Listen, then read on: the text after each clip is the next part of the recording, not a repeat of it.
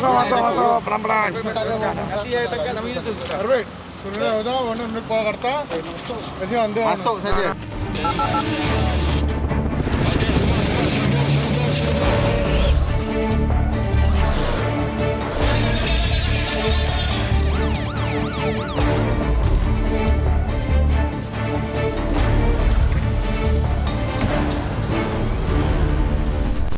Assalamualaikum dan salam sejahtera. Anda sedang menonton 999. Saudara, sejak kebelakangan ini negara digemparkan dengan pelbagai kejadian berdarah membabitkan pembunuhan ahli keluarga. Kebanyakan suspek yang ditahan didapati tidak mempunyai sebarang rekod rawatan mental. Jadi, apakah sebenarnya faktor yang menyebabkan mereka tergamak melakukan jenayah itu? Laporan khas wartawan Tun Hizami Hashim membuka tirai 999 malam ini.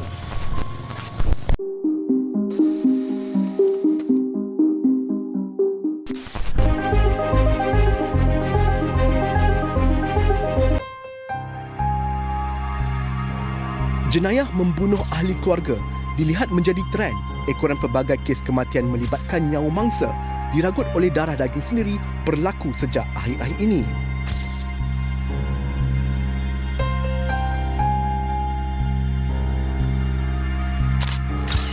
Pada 4 Julai lalu, penduduk di Kampung Bakar Batu, Johor Bahru, Johor dikejutkan dengan jeritan seorang wanita dan tangisan seorang bayi pada jam kira-kira 11:30 pagi.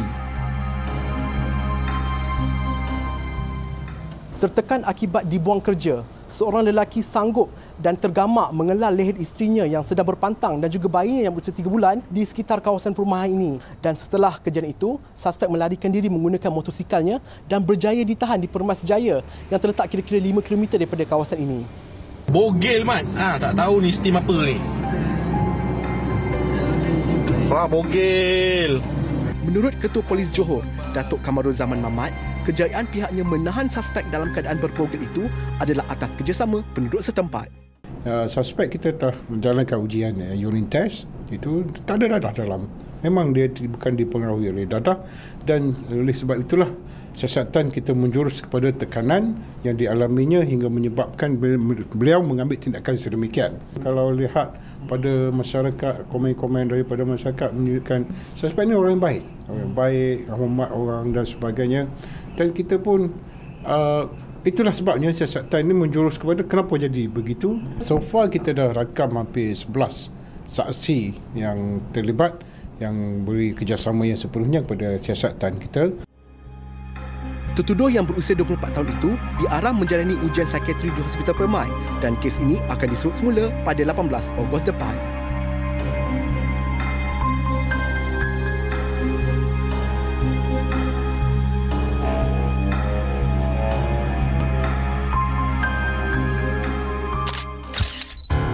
Sementara itu, seorang penagih dadah jenis syabu tergamak menikam leher ibunya kerana mendakwa terdengar bisikan yang mengatakan mangsa menyembah berhala.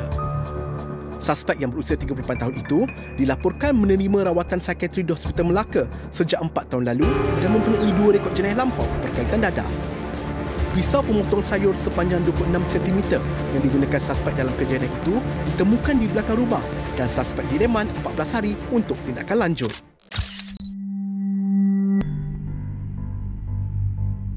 Lain pula kejadian di Ipoh Perak yang melibatkan pembunuhan 2 pasangan warga emas dilakukan oleh adik kandung sendiri.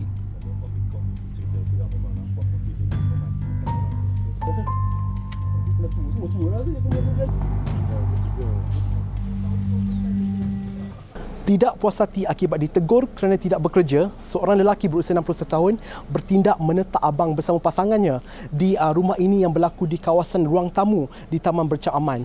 Dan selepas itu, suspek dilaporkan melarikan diri ke Genting Highlands dengan menggunakan kenderaan abangnya itu. Menurut Ketua Polis Perak, Datuk Mio Farid Al-Atrash Wahid, suspek berjaya ditahan 11 jam selepas kejadian setelah kenderaan dinaikinya dikesan kamera litar tertutup di Genting Highlands.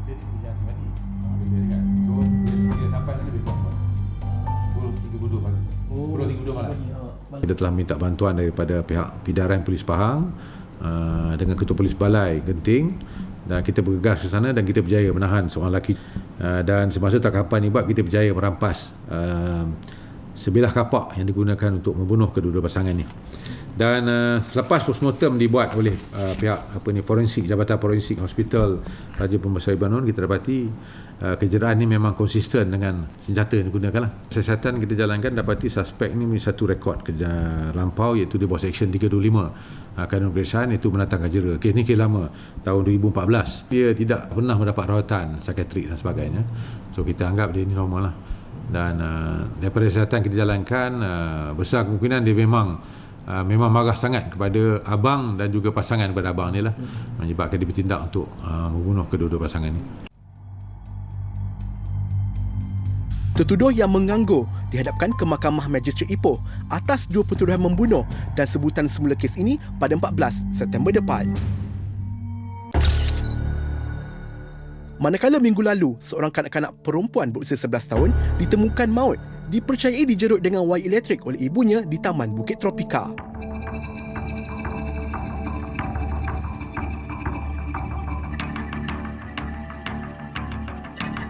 Sebelum kejadian, suspek yang berusia 34 tahun itu didakwa bergaduh dengan anaknya dan dia kini direman sehingga 21 Julai ini.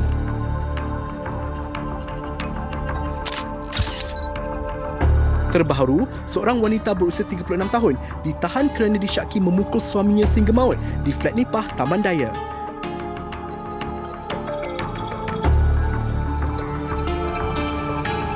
Suspek yang positif metafetamin dan amfetamin direman seminggu bagi membantu siasatan. Kes-kes pembunuhan ini turut mendapat perhatian pakar kriminologi Nadia Syarani Mat Sharif yang pernah menjalankan kajian mengenai keganasan ekspresif khususnya di dalam sesebuah keluarga pada tahun 2015.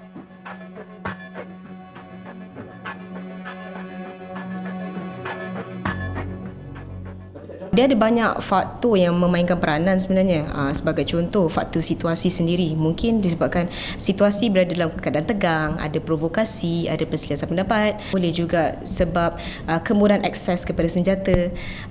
Faktor lain seperti faktor individu. Individu tersebut mungkin ada personality yang mudah marah, lemah kawalan diri, kecelaruan kognitif. Sebab tu banyak komen mengatakan suspek adalah orang yang berperbuatan baik, tetapi kenapa bertindak sebegini? Tapi disebabkan dia berada dalam satu situasi negatif itu, dicampur dengan perasaan yang telah dialami yang lama terpendam, termasuk kawalan diri yang lemah. So mereka lebih cenderung menggunakan pendekatan fizikal sebagai salah satu cara untuk menyelesaikan masalah. So dia melangkau pemikiran rasional seseorang dan juga melangkau segala faktor individu yang seperti personality, kepribadian. So jadi kita melihat kepada keadaan ketika itu, apa yang mendorong dia. Tambah Nadia lagi, kad rawatan hospital mental bukan tiket untuk melakukan pembunuhan dan pesalah tidak kebal daripada dikenakan hukuman setimpal.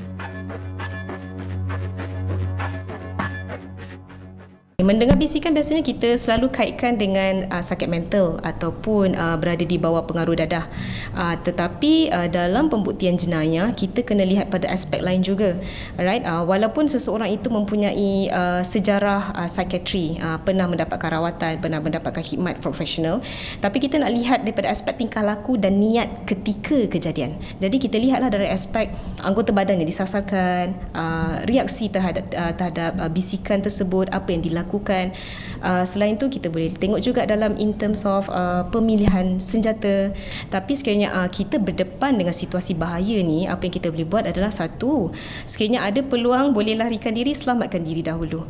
Selamatkan diri dahulu dengan orang-orang yang berada di bawah tanggungan kita. Jangan cuba tambah provokasi, cuba elakkan diri daripada keadaan tegang, dan sekiranya kita boleh kenal pasti perubahan tingkah laku ni pada awal, lebih baik kalau kita boleh simpan objek-objek yang tajam atau objek-objek yang kemungkinan boleh digunakan sebagai senjata di tempat yang selamat. Itu salah satu yang kita boleh lihatlah.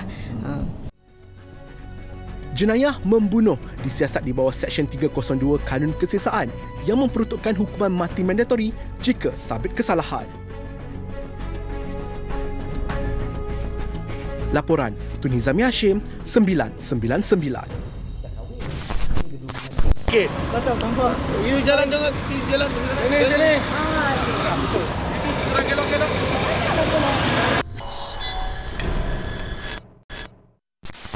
Lesen memandu masih dalam tempoh percubaan, namun sudah berani untuk memandu dalam keadaan mabuk.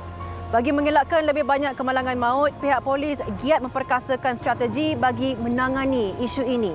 Wartawan Afifah Haminuddin menyertai operasi yang dilaksanakan oleh bahagian Siasatan dan Penguasaan Trafik IPD Petaling Jaya.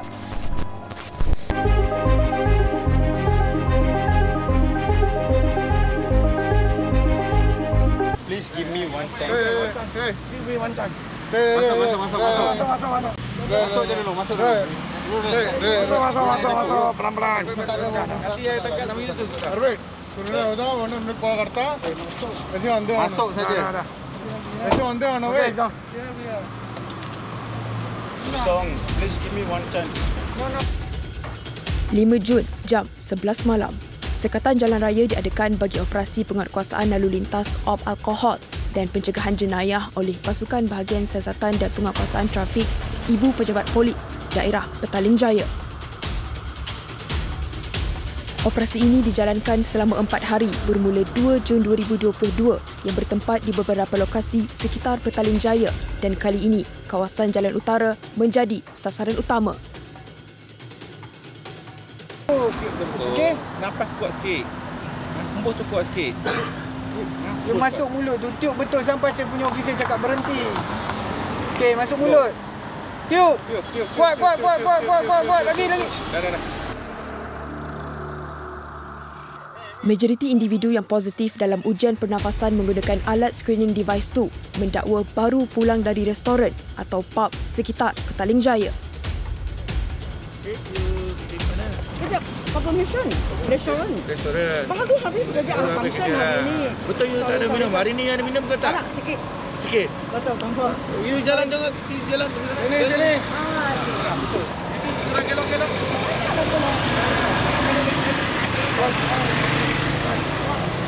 Mama, jalan je.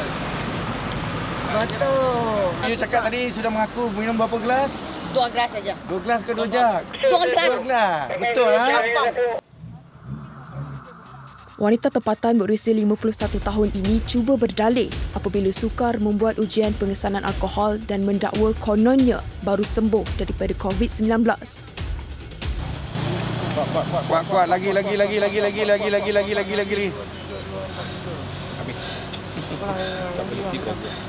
Sekarang you punya bacaan 145. 145 positif moi. Mau pakai spek okey pakai spek. 145 positif. Sekarang boleh berapa? 145. Baca yang dibenarkan 50 saja. 50 saja. Lain pula alasan yang diberikan oleh seorang lelaki yang mendakwa hanya minum 3 gelas minuman beralkohol. Namun, keputusan ujian pengesanan adalah sebaliknya. So, cik tahu kita tahan jus sebab apa kan? So, memandu dalam keadaan di bawah pengaruh alkohol. So, ini salah satu tabiat yang tidak baik lah. Bukan saja untuk you punya keselamatan, tetapi mungkin untuk keselamatan yang lain, pengguna yang lain juga. Dia penalti dia tinggi. Dia punya 386. So, tak apa. Lepas ni kita akan bawa you ke balai. Kita buat pemeriksaan menggunakan alat EBA. Individu yang bekerja sebagai penghantar makanan ini cuba membuat tawaran kepada pihak polis apabila siasatan lanjut mendapati lesen memandunya masih dalam tempoh percubaan. Kalau Encik bawa saya pergi sana, lepas tu Encik buat pemeriksaan, saya punya lesen akan kena potong. Lesen apa tu? Lesen P. Saya actually memang tahu law, cuma saya tahu lesen. Kalau you tahu law, okay. pasal apa betul. Ha. Actually, as I know, I can promise you, I drive my car until my home without any damages, without any damages to other. Saya tak mau break law. Dia punya law cakap macam ni, saya sekarang juga Encik cakap 50, saya punya 30. Mana 30? 386. Namun setelah diarahkan beberapa kali, lelaki terbabit enggan membuat pemeriksaan lanjut di balai polis dan masih membuat rayuan untuk dilepaskan. Don't get me angry. Okay, terus masuk. Please give me one chance. Give me one chance. Masuk. Masuk je dulu, masuk dulu. Masuk. Pelan-pelan. Nanti saya tekan namanya tu. Alright. Sudah warna mereka Purwakarta. Masih anda. Masuk saja. Masih anda on the way. Please give me one chance. Menurut Ketua Bahagian Siasatan dan Penguatkuasaan Trafik Petaling Jaya, DSP Muhammad Ayub Abu, pemilihan lokasi pada operasi kali ini adalah berdasarkan faktor premis berdekatan yang banyak menjual minuman keras. Secara keseluruhannya daripada bulan 1 hingga bulan 5 tahun 2022 ni, kita telah menjalankan operasi sebanyak 40 kali. Di mana setakat ni kita telah menahan sebanyak 147 pemandu mabuk lah. Untuk kesalahan-kesalahan di bawah 45 ni, Akta Pengangkutan Jalan 1987, hukuman dia yang pertama dia boleh dikenakan denda minima RM10,000 sehingga ke RM30,000. Selain daripada itu, dia punya hukuman boleh juga dikenakan hukuman penjara. Dan juga lesen memandu boleh digantung lesen lah hingga kepada 2 tahun. Kepada pemandu-pemandu yang masih, orang kata itu masih berdegil ataupun yang masih lagi tidak menghiraukan amaran-amaran yang kita keluarkan selama ini, supaya selepas ini kita fikir-fikirkanlah di mana apabila melibatkan kemalangan, bukan saja nyawa ataupun harta benda pemandu itu sendiri yang orang kata itu terjejas ataupun kehilangan nyawa, tetapi akan melibatkan juga warga negara yang lain ataupun pemandu-pemandu pihak ketiga. Hasil pemeriksaan, 8 daripada 10 individu ditahan kerana memandu dengan kadar alkohol melebihi paras yang ditetapkan dan disiasat di bawah Seksyen 45A-1 Akta Pengangkutan Jalan 1987. Selain itu, sebanyak 31 saman PDRM-K257 turut dikeluarkan atas pelbagai kesalahan lalu lintas. Laporan Afifah Haminuddin, 999.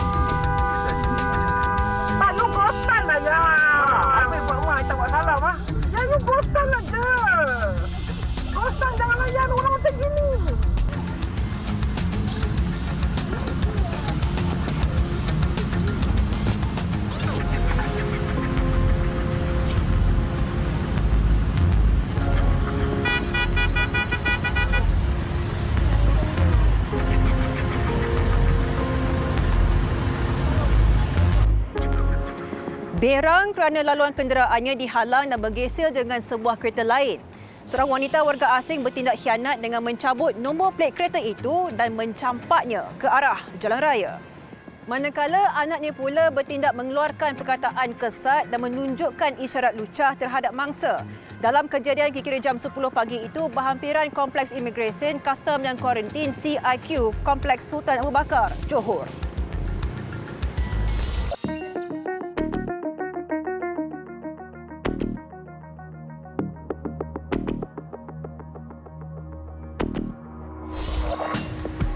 Video berdurasi 2 minit itu dirakam menerusi dashcam milik kereta mangsa dan telefon bimbit pengguna jalan raya yang lain sehingga tular di media sosial mencecah lebih 100,000 jumlah tontonan di laman YouTube.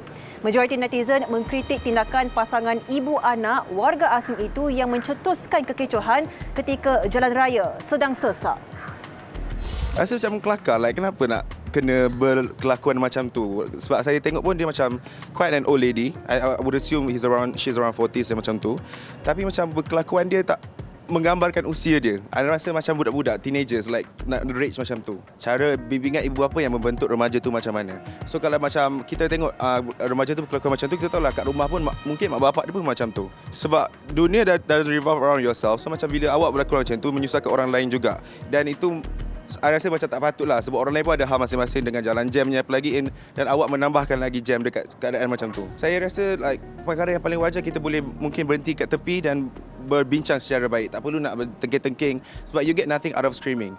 You borak macam biasa pun dah dapat what the conclusion you need. So macam itu yang what I would do lah. Saya rasa kalau saya seorang ibu pun, saya seorang perempuan, saya rasa saya pun tak berani keluar daripada kereta. Jadi sepatutnya hal-hal macam ni kalau boleh kita kena ada toleransi dan letakkan bertolak ansur. Maksud dia kalau kita salah, ya kita kena mengaku kita salah. Tapi kalau kata dari segi memberi provokasi kepada publik ataupun kepada orang luar, memang membahayakan sebenarnya. Tindakan ataupun urusan sepatutnya diselesaikan di pihak berkuasa ataupun balai polis saja.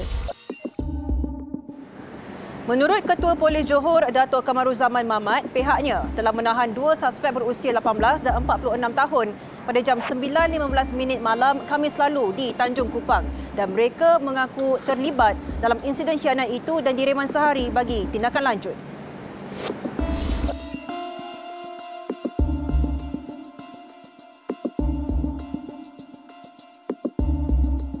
Hanya kerosakan kecil, cala saja dan juga kerosakan nombor plate. Itu sajalah yang kita dapati. Cuma yang rosaknya itu tingkah laku, which is kita pun tak boleh terima, masyarakat kita pun tak boleh terima tindakan ini. Kita ada undang-undang, dan patuhilah undang-undang yang ada. Tak ada negara sana ataupun negara kita ada undang-undang masing-masing.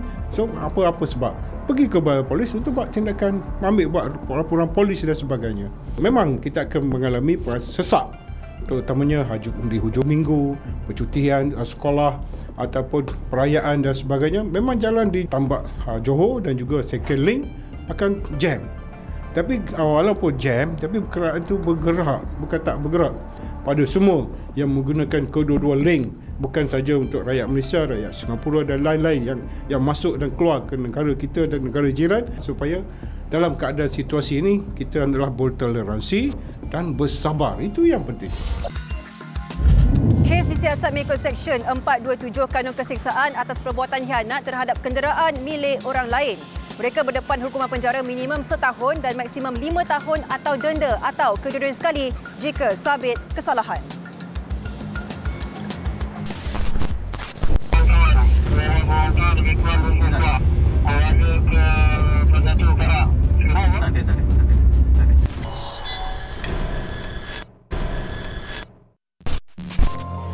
Semata-mata berkonvoi untuk menikmati hidangan ikan patin, sekumpulan penunggang motosikal sanggup melakukan aksi berbahaya di jalanan. Namun tindakan itu berjaya dikesan pihak bahagian siasatan dan penguasaan trafik Bukit Aman di Temerloh Pahang baru-baru ini. Ketika disoal, ada yang mendakwa kononnya aksi itu dilakukan untuk melepaskan tekanan. Ikuti perinciannya bersama wartawan Arisha Khalid.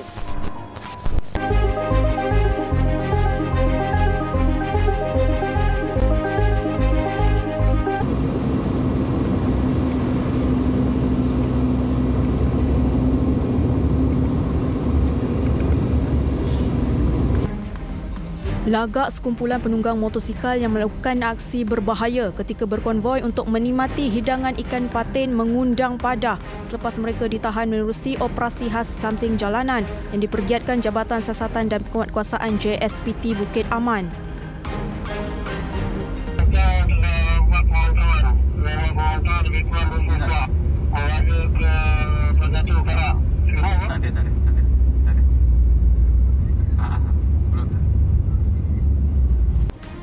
Tinjauan jam 11 pagi, kru 999 bersama unit risikan dan operasi JSPT Bukit Aman melakukan pemantauan aksi samsing jalanan dengan bergerak secara perlahan mengekori sekumpulan geng bermotosikal di sepanjang lebuh raya Kuala Lumpur menghala pantai timur. Difahamkan, pihak polis mengekori konvoi motosikal terbabit tanpa disedari mereka kira-kira sejauh 120 km. Selepas hampir 1 jam intipan dilakukan, operasi melibatkan sepasukan pegawai dan anggota JSPT Bukit Aman itu berjaya mengesan sebuah kumpulan konvoi 4 lelaki yang bersaing sesama sendiri.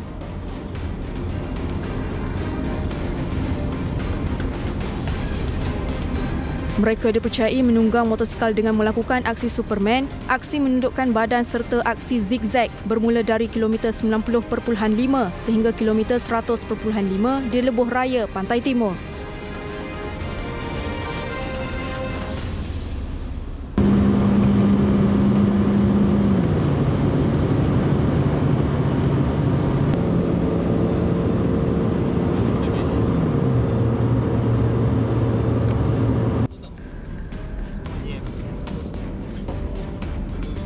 Sekitar jam 12.30 tengah hari, 4 lelaki berusia lingkungan 28 hingga 35 tahun itu berjaya ditahan sewaktu mereka memberhentikan motosikal di perkarangan stesen minyak Taman Seri Semantan, Pahang.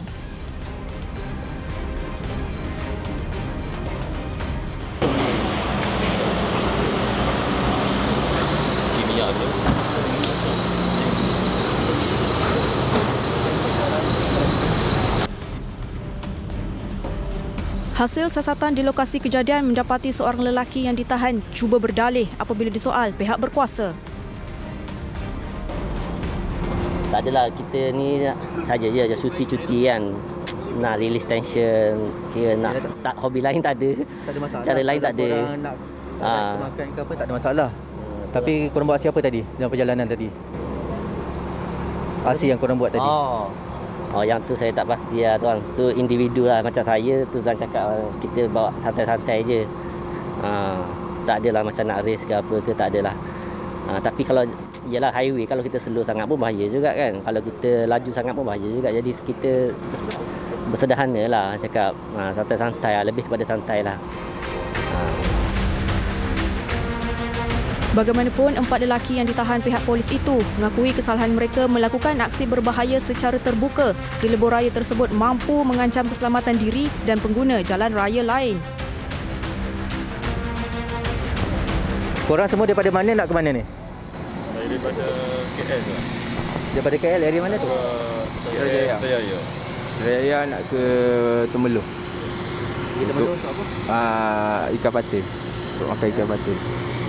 Tak ada masalah. Kalau daripada Temeloh nak ke ikan patin tu, tak ada masalah. Cuma dalam perjalanan tu, aksi apa yang korang buat tadi? Menunggang secara bahaya tuan. Macam mana? Fly ya. Berlomba. Ada yang bawa fly sekali kan? Ya tuan. Okey, Superman. Yang 3 lagi tunduk badan, betul? 3 lagi siapa? You ke depan, 3 sini. 3 lagi dalam keadaan tunduk badan. Okey, you all berempat ni, 1 fly, 3 tunduk badan, aksi bersaing sama sendiri. Bahasa kampung dia berlumba, betul? Berlumba. Berlumba, tapi dalam undang-undang adalah menunggang secara berbahaya. Berbahaya kepada diri sendiri dan pengguna jalan raya yang lain lah. So kesalahan tu di bawah Seksyen 42-1 Akta Pengangkutan Jalan 1987. Yang mana disebut jika melakukan kesalahan boleh diambil tindakan lah. Tindakan on the spot. Kita akan buat tahan, bawa balik ke balai untuk dokumentasi dan siasatan lanjut. Namun seorang lelaki berusia 35 tahun dipercayai bekerja sebagai penjawat awam itu cuba merayu agar dirinya dibebaskan dan tidak dikenakan hukuman berat. Saman ke je. Kesalahan ni tidak boleh ditahan. Kesalahan ni adalah ditahan untuk tindakan lanjut. Disiasat. Sebab kita orang kerja, kita susah kerja susah. Saya minta maaf sebab ini kesalahan pertama kita orang. Ni pun pertama kali. Bagaimanapun, pihak polis tetap menegaskan bahawa tiada kompromi buat penunggang motosikal yang didapati bersalah menunggang secara melulu dan berbahaya walaupun tindakan yang diambil boleh memberi kesan terhadap kerjaya mereka.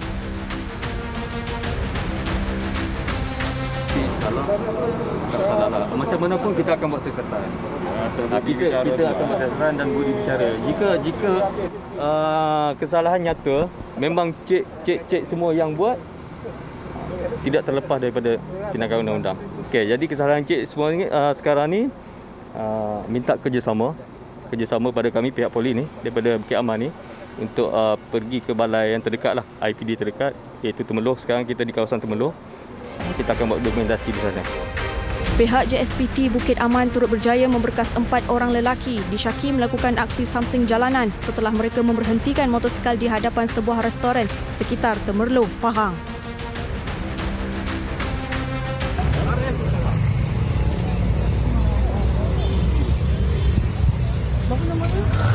Ni yang positif kan?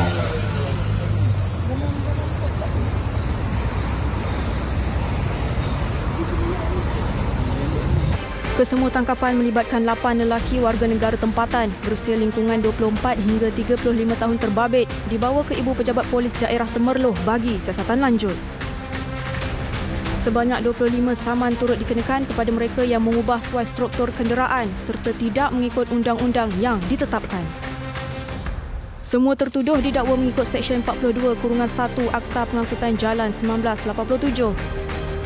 Suspek boleh berdepan hukuman penjara tidak melebihi 5 tahun dan denda tidak kurang daripada RM5,000 serta tidak melebihi RM15,000 jika sabit kesalahan. Operasi tamat jam 2 petang. Laporan Arisha Kalim, 999.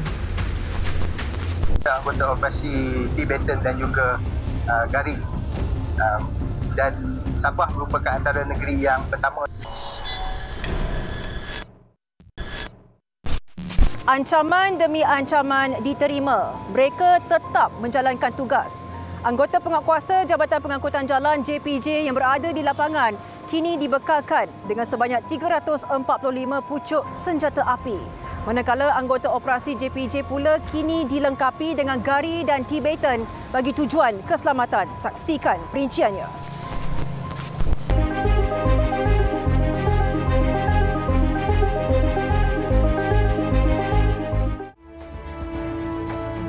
Anggota penguatkuasa Jabatan Pengangkutan Jalan JPJ kini dibekalkan Gari dan Tibetan semasa menjalankan operasi terutamanya ketika menghadapi ancaman daripada pihak yang tidak bertanggungjawab.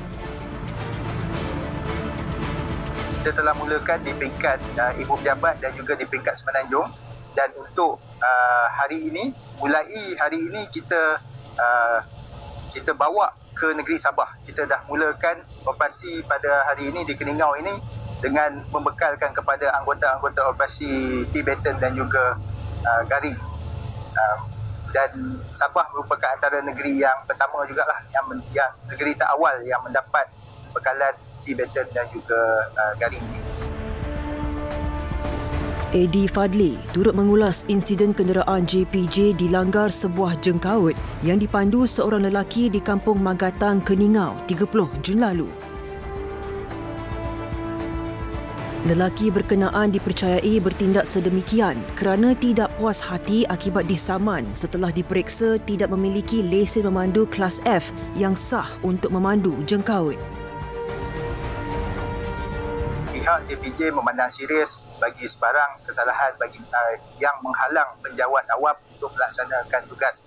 Jadi kita ingin ingatkan supaya orang-orang awam patuh pada peraturan yang telah ditetapkan dan jangan halang kerja penjawat awam untuk melakukan tugas.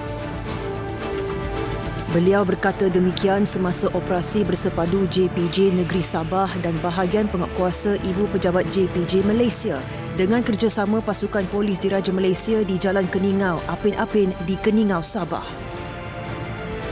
Operasi yang berlangsung selama seminggu ini memberi tumpuan kepada roadworthiness, iaitu kenderaan selamat untuk beroperasi melalui pemeriksaan teknikal kenderaan termasuk pemeriksaan lesen memandu dan lesen kenderaan motor LKM. Selain itu, pemeriksaan teliti turut dilakukan kepada kenderaan perdagangan oleh 65 anggota JPJ dan PDRM dalam usaha menguatkuasakan strategi bagi mengurangkan kadar kemalangan dan kematian akibat nahas jalan raya. Untuk statistik sejak 2019 sehingga Jun 2022, sebanyak 382,017 kenderaan perdagangan telah pun diperiksa yang mana atas pelbagai kesalahan. Contohnya tiada insurans, membawa barangan lebih muatan dan juga mengubah suai kenderaan. Di negeri Sabah sahaja sejak tahun 2019 sebanyak 20,494 kenderaan telah pun diperiksa, telah disaman, di mana saman P22 merupakan notis yang paling tinggi lah, iaitu sebanyak 70,997 notis saman dikeluarkan di negeri Sabah sahaja. Tambahnya, dalam tempoh 3 bulan pertama tahun ini, lebih 100,000 kes kemalangan jalan raya dan lebih 1,000 kes kematian direkodkan. Justru, pihak JPJ menegaskan dan akan mengambil tindakan ke atas syarikat dan pemandu yang melanggar peraturan dan undang-undang jalan raya mengikut Akta Pengangkutan Jalan 1987, Akta 333 serta Akta Lembaga Perlesenan Kenderaan Perdagangan 1987.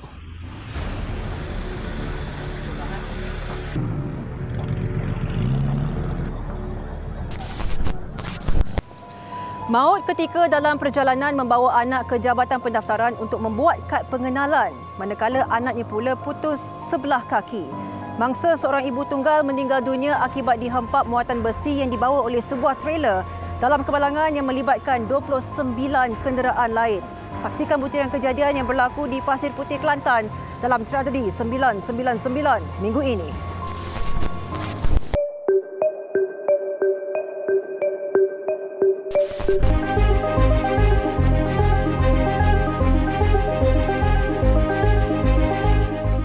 Dalam kejadian jam 9 pagi, Khamis lalu, Yusni Abdul Hamid, 32 tahun bersama anaknya, Muhammad Syahrul Rizal Muhammad Azizi, 12 tahun, dalam perjalanan ke Kota Baru.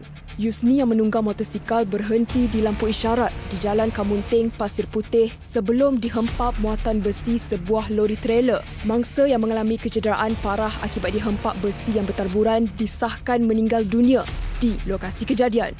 Anak mangsa Muhammad Syahrul Rizal terselamat dalam kejadian itu, namun kecederaan yang dialaminya menyebabkan kehilangan salah satu anggota badannya. Ketua Balai Bomba dan Penyelamat Pasir Putih, Siti Noraihan Muhammad Harami berkata, seramai 13 anggota bersama 2 jentera dikejarkan ke lokasi apabila panggilan diterima. Sampai di lokasi, didapati satu wanita dewasa meninggal di tempat kejadian dan seorang kanak-kanak didapati putus kaki di belah kanan. Menurut Siti Nuraihan lagi, nahas sama turut melibatkan sebuah lori pasir, 1 kenderaan pelbagai guna MPV, 3 kereta, 2 motosikal dan 21 penunggang basikal. Pasukan bomba mengambil masa 20 minit untuk mengeluarkan mangsa yang tersepit termasuk mayat Yusni. Kerja pengalihan besi seberat 30 kg setiap satu mengambil masa hampir 1 jam. Kami memulakan operasi dengan mengangkat besi-besi kerana besi-besi menimpa mangsa. Kesukaran pihak bomba adalah mengangkat besi-besi terlalu berat dan kami menghubungi pusat gerakan operasi meminta bantuan untuk sepertinya ambulan dan jentera-jentera beratlah untuk mengangkat seperti yang dilihat di belakang lah, untuk mengangkat besi-besi. Kami dapat mengeluarkan mangsa dengan secepat mungkin. Kami mendapat kerjasama dari pihak PDRM, pihak Kementerian Kesihatan, dan orang-orang awam ramai membantulah. Ketua Polis Daerah Pasir Putih, Superintenden Zaizul Rizal Zakaria berkata, pemandu yang gagal mengawal kenderaannya di persimpangan menyebabkan trailer terbalik dan muatan besi menimpa pengguna jalan raya yang lain. Insiden trailer dari arah Kuala Terengganu menghala ke Kota Baru turut dirakam kamera papan pemuka pengguna jalan raya lain dan tular di media sosial. Hasil siasatan dan saringan air kencing, pihak polis mendapati pemandu trailer berusia 44 tahun negatif dadah dan patah tulang belakang dalam kejadian itu. Mayat dan semua mangsa yang tercedera dihantar ke Hospital Tengku Anis, Pasir Putih. Kes disiasat di bawah Seksyen 41-1 Akta Pengangkutan Jalan 1987 dan punca kejadian masih disiasat. Terima kasih kerana bersama kami sehingga ke penghujung rancangan. Jangan lupa untuk terus menyalurkan sebarang berita kejadian jenayah menerusi email, Facebook dan juga Instagram rasmi 999 seperti tertera. Saya Sofia Nur Solihatun mewakili tim Perbetan 999 mengucapkan Assalamualaikum dan selamat malam. Ingat, jenayah membawa padah.